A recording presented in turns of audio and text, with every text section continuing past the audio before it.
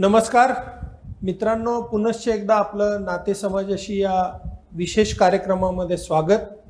आजच्या आपल्या अतिथी आहेत मिशन पॉसिबल फाउंडेशनच्या प्रमुख सौ पद्मिनी स्टंप, ज्या पुण्यात वास्तव्य करतात आणि कुत्र्यांना आणि मांजरांना, ज्या स्ट्रीट डॉग आपण ज्याला म्हणतो, रस्त्यावरचे जे कुत्रे असतात, मांजरे असतात, त्यांना ते सांभाळायचं काम करतात. नुसतं सांभाळत नाही तर त्यांना ते ट्रीटमेंट पण देतात. रस्त्यावरच्या कुत्र्या मांजरांना ते फीड पण करतात, खायला पण देतात आणि त्यांची जास्तीत जास्त काळजी ते घेतात. अशा मिशन पॉसिबल फाउंडेशनच्या पद्मिनी स्टंप यांच्याबरोबर आज आपण चर्चा करणार आहोत. पद्मिनी जी, आपका बहुत बहुत स्वागत. Thank you. आपको नाते समाजाशी ये कार्यक्रम में मैं आपका स्वागत करता हूँ. Thank you so much. दोस्तों, हम पद्मिनी जी के साथ कुछ बातें करेंगे मिशन पॉसिबल फाउंडेशन के ऊपर कि इन्होंने इसकी शुरुआत कैसे की. मैं वेरी मच पूना की हूँ. पैदाइशी मैं पूना की हूँ, यहाँ ही पढ़ाई किया, यहाँ बड़ी हुई हूँ, यहाँ मेरी शादी हुई. तो 1975 में हम लोग दुबई गए और उधर ही मेरे बच्चे लोग छोटे से बड़े हुए. और 2006 में जब मेरा बेटा 28 साल का था, वो हमें छोड़ गया एक्सीडेंट में. तो उसके बाद में हम लोग उसको पूना लाए और वो यहाँ ही, मेरा बेटा यहाँ ही उसको है वो अभी.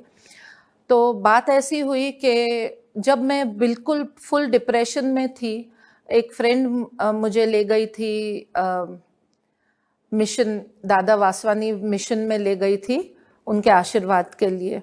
और दादा ने मुझे एक बात बोली, मुझे बोला उसने कि आप जानवरों की सेवा करें, क्योंकि वो तुम्हारा दर्द, बेटा जो तुम्हारा खो गया है, उसका वो दर्द नहीं ले सकेंगे, बट वो तुमको मदद करेंगे हील होने के लिए. और वो टाइम पे मैं अपनी ही परिस्थिति में थी, अपने ही दर्द में थी, तो मैंने इतना वो बात का ध्यान नहीं दिया. पर तीसरे दिन एक छोटा सा पपी रोड पे से मेरे लाइफ में आया और उसने मेरी लाइफ उसने पूरी चेंज कर दी मेरी लाइफ. पहले वो आई, उसका नाम मैंने मस्ती रखा था, फिर दूसरा, तीसरा, चौथा आने लगे मेरे लाइफ में. अब इतने साल के बाद और इतने सारे टाइम जो हमने सेवा किए, हमारे पूना के रास्ते के कुत्ते बिल्लियों की, उनकी जान बचाने के लिए, कोशिश करके उनकी जान बचाने के लिए, कि मुझे ये भगवान ने एक अपॉर्चुनिटी दी इनकी सेवा करने के लिए, मेरे ही गांव में और मेरे ही पूना के शहर में. मित्रों, आपने देखा कि 28 साल का लड़का जब दुबई में उसका निधन हुआ, तो उसने 3 महीने पहले उसके मम्मी पापा के पास विश किया था, कि इच्छा व्यक्त की थी कि मुझे कुछ हुआ तो भारत में ही लेके जाना, पूना में ही लेके जाना. और वहाँ से इनकी जर्नी पूना में शुरू हुई और आज ये मिशन पॉसिबल फाउंडेशन इसमें प्रमुख रूप से काम कर रहे हैं. तो मैडम, हम ये जानना चाहते हैं कि मिशन पॉसिबल फाउंडेशन, ये नाम आपने क्यों रखा और इसकी शुरुआत कब हुई? अच्छा, मेरे पास जो डॉग्स और कैट्स आते गए हैं एक के बाद एक, मैंने जब हमको ये संस्था, जब 300 डॉग्स हो गए थे और हमारे पास तो संस्था भी नहीं थी, क्योंकि बस लेते गए, सेवा करते गए, और हमने ऐसे सोचा नहीं कि अब हमको संस्था स्टार्ट करनी चाहिए. पर हम जब संस्था स्टार्ट किए और मुझे पूछा गया कि इसका नाम क्या रखेंगे, तो स्टार्ट तो भगवान ने हमारी दादा के थ्रू किए, दादा वासवानी के थ्रू, तो हमने बोला उसका नाम रखेंगे मिशन पॉसिबल. मैडम, हमको ये बताइए कि आपने मिशन पॉसिबल फाउंडेशन की शुरुआत की और आपने, दादा ने जैसे बोला आपकी जानवरों के लिए काम कीजिए, वो आपका दुख कम कराएंगे. हाँ जी. तो इसमें आपने जब शुरुआत की तो आपने सोचा था कि आप ये लेवल तक इसका इतना प्रॉब्लम इतना बड़ा होगा, और आज आपके पास 1300 कुत्ते और बिल्लियां, उनको आप पालते हैं, उनका ख्याल रखते हैं, और प्लस स्ट्रीट पे जो डॉग्स है उनको हर रोज 500 कुत्तों को, बिल्लियों को आप खाना खिलाते हैं। तो इसका थोड़ा सा जर्नी हमको आप बताइएगा। मैं तो, मुझे जो भी कोई बोलता है कि आप लोग ये कैसे करते हैं, मेरे पास अभी 1300, आज भी मेरे पास 1300 डॉग्स हैं, कुत्ते, और 300 से ऊपर बिल्लियां हैं। बहुत सारे लोग ये नहीं सोचते हैं कि जानवरों को भी जान दी है भगवान ने, और इनको भी पेट दिया है, और इनको खाना देना बहुत ज़रूरी है। मतलब अगर हम इंसान इनको खाना नहीं देंगे तो कौन देगा? ये लोग काम नहीं कर सकते, ये लोग भीख नहीं मांग सकते, बिल्कुल ही नहीं। तो एक आधी सूखी रोटी क्यों नहीं रहती? अगर हम लोग उतना तो अपन कर सकते हैं, उनको दे सकते हैं। पद्मिनी जी, अभी आपने बोला कि 1300 कुत्ते और बिल्लियों को आप संभालते हैं, तो हाँ ये जी। कहाँ संभालते हैं? कहाँ पे उनका ये हाउस आपने बनाया है, और वो मैनेज आप कैसे करते हैं? उनको क्या खाना खिलाते हैं? फिर इसका जो पैसा खड़ा होता है, जो खर्चा होता है, ये कैसे आप मैनेज करते हो? ओके, हमारे जो है, हमारे 2 सेंटर्स हैं। एक तो है पूना में, शंकर शेठ रोड के ऊपर। मेरा जो घर है वो पूरा मैंने इनके लिए अभी का रहता घर आपका? हाँ जी, मैं ये सब जानवरों के बीच में रहती हूँ। और क्या होता है कि वहाँ हम जो एरिया में है, वो एरिया एकदम मेन एरिया है, तो लोगों को भी आसान पड़ता है। जो भी एक्सीडेंट होते हैं या उनके अपने, जो मैं गरीब लोगों की बात कर रही हूँ, जो प्राइवेट डॉक्टर लोग के पास जा नहीं सकते, उन लोग बेचारे, अभी तो टाइम्स बहुत ही बुरे हैं, लोग अफोर्ड नहीं कर सकते हैं, तो हमारे पास आते हैं वो लोग, उनके खुद के भी पेट्स लेके और रोड के जानवर लेके।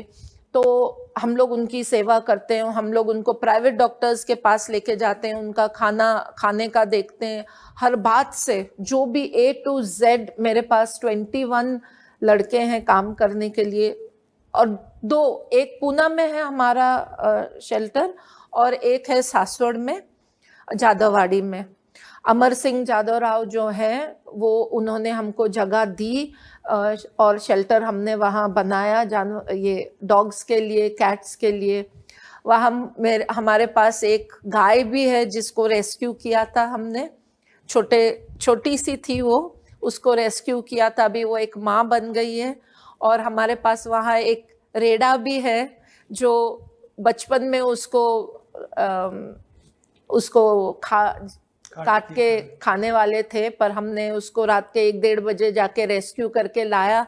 अभी तो वो इतना बड़ा हो गया है, उसका नाम हमने भोला रखा है। वहाँ बिल्लीज भी हैं, उनके लिए कैटरी बनाई है हमने, और डॉग्स भी हैं। जो डॉग्स, वो कौन से डॉग्स हैं उधर, जो समझो उनकी उम्र हो गई है, वो लोग खाना नहीं नहीं कर सकते, खाने ढूंढ नहीं सकते, उनमें ताकत नहीं रहती, अंधे हो जाते हैं वो लोग, उनको बीमारियां हो जाती है ज़्यादा करके, जो बूढ़े डॉग्स रहते हैं। और हम लोग ऐसे रोड पे नहीं छोड़ देते डॉग्स। तो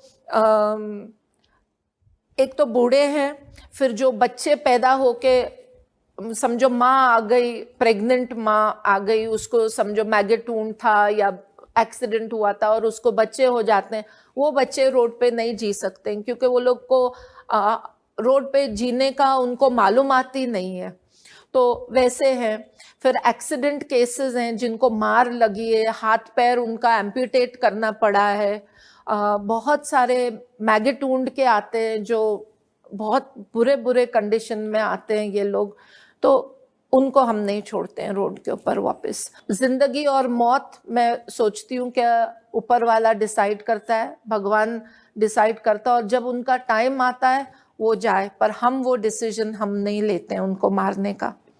अब रहा क्वेश्चन के संस्था कैसे चलती है, जब हमारे पास 3 350-400 भी डॉग्स थे। जब हम लोग कैसे वैसे मैनेज करते थे, डॉक्टर रवि कसबेकर जो हमारे प्रेसिडेंट है, वो उनका जो मतलब जो भी काम करके जो कमाते थे उससे मेरे हस्बैंड बच्चे मदद करते थे मुझे, और भाड़ा आता था मुझे मेरे घर का। पर अभी जैसे ही डॉग्स बढ़ते गए, मुझे भाड़े कर ही लोगों को एक एक करके निकालना पड़ा, और अभी डॉग्स वहाँ है मेरे वहाँ। तो ये कैसे, मैं तो बोलती हूँ मैं कुछ नहीं करती हूँ, डॉक्टर साहब कुछ नहीं करते हैं, ये जो भी है भगवान करता है। क्योंकि इतने सारे जानवरों को, मुक्के जानवरों को और मतलब अपाहिज जानवर लोग को संभालना एक दो जन की बस की बात नहीं है। ये ऊपर वाले का जो मर्सी है ना, वो मर्सी को मर्जी, हाँ, उनकी दया मया से ही ये काम चल सकता है, उनकी दया है ऊपर वाले की। दोस्तों, आपने सुना कि कैसी तरह से हो जानवरों को बचाना है, उनको खिलाना है, कैसे भी हालत में हो उनको ट्रीटमेंट देनी है। ये सब मिशन लेके पद्मिनी जी चल रही है। और आपने देखा कि कुत्तों के, बिल्लियों के नाम भी कैसे रखे हैं जैसे अपने घर के परिवार के लोग हो, और उनका इतना करने के बाद भी खुद क्रेडिट न लेते हुए भगवान को क्रेडिट दे रहे हैं और भगवान का काम समझ के ये कर रहे हैं। मुझे लगता है कि ये बहुत बड़ा काम पद्मिनी जी कर रहे हैं। और अभी पद्मिनी जी ने जो बताया कि उनके साथ कंधे से कंधा मिलाकर जो दूसरी व्यक्ति है, उनसे भी हम बात करेंगे, डॉक्टर रवि कसबेकर जी। तो पद्मिनी जी, बहुत बहुत शुक्रिया, आपने बहुत अच्छी तरह से ये इन्फॉर्मेशन दी। Thank you. और हम सब लोग आपके साथ ये मिशन में रहेंगे। Thank you ji. Doctor Kasbekar ji, आपलंही खूप खूप स्वागत नाते समाजाशी या कार्यक्रमामध्ये। मित्रांनो, आपण आत्ता ऐकलं की पद्मिनीजींनी मिशन पॉसिबल फाउंडेशनचं सगळं कार्य सांगितलं, कुत्र्यांबद्दल सांगितलं, मांजरींबद्दल सांगितलं, आणि त्यांनाच खांद्याला खांदा लावून जे त्यांच्याबरोबर काम करतात ते डॉक्टर रवि कसबेकर यांची ओळख म्हणजे आपलं कॅन्सर हा जर विषय आला तर समोर डायरेक्ट रवि कसबेकर हाच विषय नेहमी समोर येतो। आणि ते डॉक्टर जरी असले तरी त्यांची म्हणजे मदतीची जास्त भावना असते नेहमी। त्या इतर बाकी डॉक्टरांसारखं मी म्हणेल डायरेक्टली की तसं न करता त्यांचा अप्रोच खूपच वेगळा असतो। ते बोलण्यात एकदम कडक आहेत, परंतु जे समोरच्याच्या फायद्याचं आहे तेच ते सांगतात आणि तसंच सल्ला ते नेहमी देतात।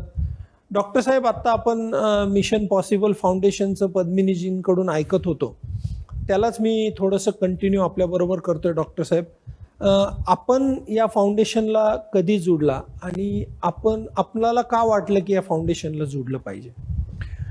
ह्या फॅमिलीशी माझा गेले 30 वर्ष किंवा जास्तच वर्ष माझे संबंध आहेत, फॅमिली संबंध आहेत, आणि त्यांच्या मागे, त्यांच्या सुखदुःखात मी नेहमी मागे असतो, त्यांना मदत करायला किंवा हे करायला। आणि त्याच्यामध्ये हा जेव्हा प्रकार झाला, त्याचा मुलगा गेला आणि मग त्यांनी तुम्हाला सांगितलं की फाउंडेशन कसं झालं, तेव्हापासून मी त्यांच्या 2006 पासून आम्ही जी मदत करण्याची हे सुरू झाली, तेव्हापासून मी त्यांच्याबरोबर आहे। जी डॉक्टर साहेब, त्यांच्या बोलण्यातून असं आलं की कुत्र्यांचा, मांजरांचा सांभाळ केला पाहिजे, त्यांना रोडवर सोडायला नाही पाहिजे।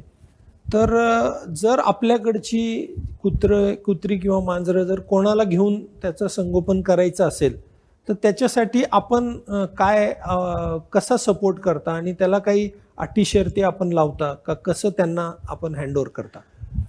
आपल्याला ही जी कुत्री मांजरी जी दिलेली आहे त्याच्यामध्ये 2 भाग आहेत। एक वाईल्ड ॲनिमल्स आहेत, जी सिंहासारखी, वाघासारखी आहेत, तरस आहे की जे आपण पाळू शकत नाही, आणि दुसरी कुजरी मांजरी आहेत, ती आपल्या देवाने आपल्याला जवळ दिली आहेत, कारण आपल्याला ती त्याची काळजी घेण्यासाठी। म्हणून ऋषीमुनींनी त्यावेळेला ह्या जनावरांची जोडणी आपल्या देवांबरोबर केलेली आहे।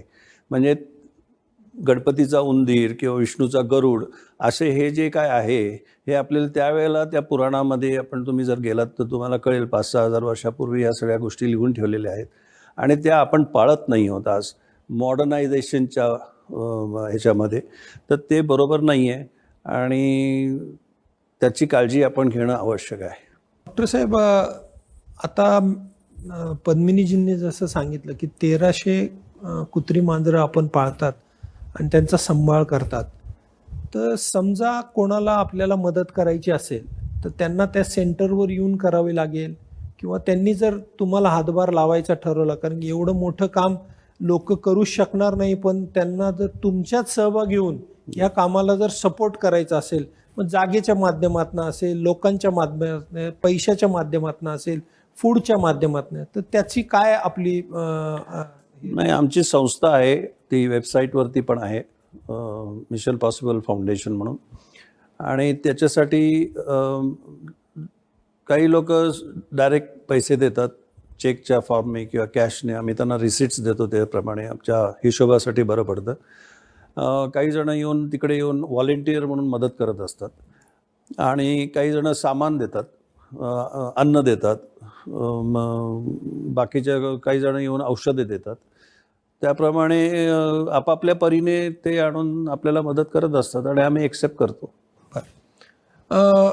समजा आता आजकाल असं बघितलं जातं की ज्या सोसायटीज आहेत, कारण आता लोक सोसायट्यांमध्ये राहतात, तर त्या सोसायटीमध्ये खूप रेस्ट्रिक्शन आणतात. असे काही कुत्रे किंवा मांजरं पाळायचे असतील तर त्याचं नेमका नियम काय आहे? की बऱ्याच ठिकाणी असं वाटतं की नाही, हे नियमाच्या विरुद्ध आहे किंवा हे करता येणार नाही, असे काहीतरी सोसायटीत नियम पण लावले जातात. तर खरं काय, खरी परिस्थिती काय? खरी अशी आहे की आज ही आपण माणूस म्हणून आपण त्यांना बरोबर ट्रीटमेंट देत नाही आहोत आणि त्याच्यासाठी गव्हर्नमेंटनी, इवन सुप्रीम कोर्टाने ऑर्डर काढलेली आहे की तुम्ही एका तुमच्या घराच्या मागच्या गल्लीतलं कुत्रं पलीकडच्या कुत्रं म्हणजे समोरच्या घराच्या ह्याच्यामध्ये तुम्ही शिफ्ट करू शकत नाही. ह्याचं डायरेक्शन्स आहेत. इवन कॉर्पोरेशनमध्ये सुद्धा प्रत्येक सोसायटीनी काही कुत्री पाळायला पाहिजे असा नियम आहे. प्रत्येक फॅमिलीनी जर एक कुत्रं ॲडॉप्ट केलं, रस्त्यावरती एक कुत्रं येणार नाही हो, पण हे करत नाहीत लोक. काही जण घालतात, नाही असं नाही आहे, पण मेजॉरिटी जी आहे आपल्या सोसायटीमधली ती करत नाहीत. बरं, तुम्ही सोसायटी बांधतात ते ऑलरेडी तिथे राहिलेले असतात. म्हणजे जेव्हा ती मोकळं रान असतं, तुम्ही गावं आतमध्ये सोसायटी तुम्ही म्हणजे गावात हे आतमध्ये आणलेत, आता तुम्ही कॉर्पोरेशनमध्ये आणलेत, ती मोकळी जागेमध्ये ते होते आधी. त्यांच्या जागेवर तुम्ही घरं बांधली आणि त्यांना तुम्ही म्हणता तुम्ही आता इथून जा.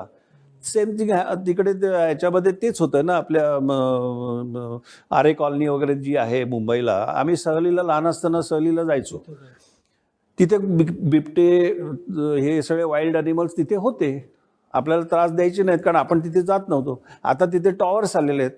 मग हे आला एक बिबट्या आला आणि ह्याला पकडलं आणि त्याला पकडलं, कारण त्याच्या घरी तुम्ही जाऊन बसलात, तिथे घरी साप येतात. तुम्ही ह्याची मातीचं साफ करून नागपंचमीला त्याला दूध घालता, तो पिऊ शकत नाही, ते दगड आहे. आणि ॲक्च्युअल साप आले की त्याला धरून घाबरून तुम्ही मारता. म्हणजे मला हे कळत नाही काय. म्हणून आपल्या ऋषीमुनींनी ह्यांना काही त्रास होऊ नये म्हणून ही जी जनावरं आहेत किंवा पक्षी आहेत त्यांना देवांच्या बरोबर जोडलेली आहेत. हे ॲनिमल्सला प्रोटेक्शन करण्यासाठीच केलेलं आहे. तुम्ही पुराणामध्ये आणि याच्यामध्ये जा ना, त्याच्यामध्ये सगळं लिहिलेलं आहे. मी आस्तिक आहे, मी देवाशी मानतो. कोण आहे? स्वामी आहेत, दत्त महाराज आहे. आम्ही हे दत्त महाराजाचं काम करतो. त्यांच्या पायाखाली 4 कुत्री ती का ठेवली आहेत? मग मला सांगा ना, ती का ठेवली आहेत? ती त्यांना खायला दिलं, मग देवळात जायची गरज नाही हो. मित्रांनो, डॉक्टरांचं म्हणणं जरी कडक शब्दात असलं तरी एक लक्षात ठेवायला पाहिजे, मनुष्य हा एकमेव प्राणी आहे की जो या सगळ्यांपेक्षा उच्च स्थानावर आहे आणि बाकी मुख्य प्राण्यांना सांभाळायची जबाबदारी ह्या मनुष्याचीच आहे आणि ती जबाबदारी आपण सगळ्यांनी पाळली पाहिजे. त्यांना काही त्रास होऊ नये, इजा होऊ नये याच्याकडे लक्ष दिलं पाहिजे. आणि तेच यांना सांगायचं की जेव्हा कुत्री पाळण्यासारखी असतात, चांगली असतात, धडधाकट असतात, तेव्हा आपण पाळतो. आणि जी कामाची नाही त्यांना मारण्यापर्यंत लोक जातात, तर या गोष्टीला आपल्याला बदलायला पाहिजे आणि मिशन पॉसिबल फाउंडेशनला होईल तेवढी मदत मी सगळ्यांना अपील करील की त्यांनी यांना मदत केली पाहिजे. डॉक्टर साहेब, एक शेवटचा प्रश्न मी विचारतोय की आपला आता भविष्यातल्या योजना काय?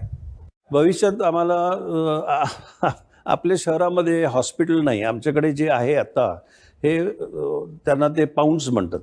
पाऊंड्स म्हणजे तिथे न्यूट्रिंग फक्त होतं.